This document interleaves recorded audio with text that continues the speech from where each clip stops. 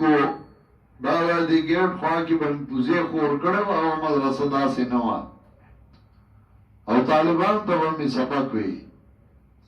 یو ورځ چې قرآن راغی ما طالبان بوتل پورې دا پټیو ما راځي وی چې وږي وخورئ ډاډه واچوي نو طالبان لاړ نو هغوی روانې وکړه ما ورته یو څو وږي ځان له باد کې ریته کوي هغوی ټول جوار دال کړه نو شیخ القرآن چې جوار کتري وغوساو نو چې راغی طالبانو مخکې ما ته په بدو ردو شو بدې ردې راته وویې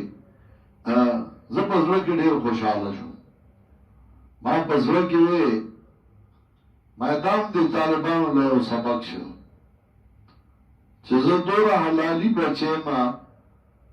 چې د شاګردانو مخکې راته پلار کنځل وکړه او زه پرې خفه نه شوم بس غلی وم سر مې کته کړی و د شیخ القرآن غصه سړه شوه او لاړ ما دام دی له یو سبق شو بعضې به یې زما یې بېعزتي وکړه د خلکو مخکې سپه کړمه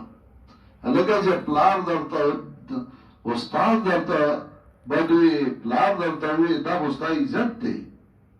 چې تا کې حیایي او سړیتوب وي ته دا بهتر وګڼه دا ما یې بېعزته کړمه